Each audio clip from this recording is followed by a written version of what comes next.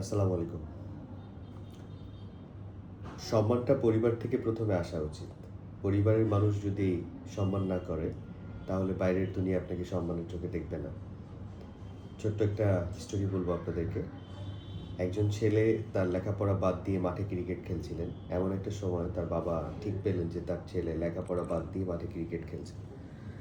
ঠিক সেই টাইমটাতে তার বাবা ছেলেটাকে খুঁজতে মাঠে গেলেন। গিয়ে দেখলেন যে তার ছেলে একটা ক্রিকেট টিমের ক্যাপ্টেন এবং সবাই তার কথা শুনে খেলা করছে। তো ওই সময়টাতে বাবা সিদ্ধান্ত নিলেন যে না, আমার ছেলেকে আমি এখন এখানে কিছু বলতে পারবো না। তখন সে বাসায় ফিরে আসলেন এবং খেলা শেষ করে সন্তান যখন বাসায় আসলো, আসার পরে বাবা সন্তানকে বললেন যে বাবা, তুমি যে টাইমটাতে যেখানে খেলা করছিলে এটা তোমার ঠিক হয়নি, কারণ ওই টাইমটা তোমার লেখাপড়ার টাইম। তুমি যদি লেখাপড়া ঠিক মতো না করো, তাহলে তুমি খেলাধুলাতেও আগাতে পারবে না। সন্তান বাবাকে বললেন যে বাবা, তুমি এই কথাটাই তো আমাকে মাঠে বলতে পারতা, তুমি বাসায় কেন আমাকে বলতে আসলে? তখন বাবা বলল যে দেখো, আমি যদি তোমাকে ওই সময় বলতাম তাহলে সবার কাছে তুমি ছোট হয়ে যেতে, সবাই তোমার কথা শুনতো না। This is the fact. আমি এই জন্য ভাবলাম তোমাকে বাসায় বলব।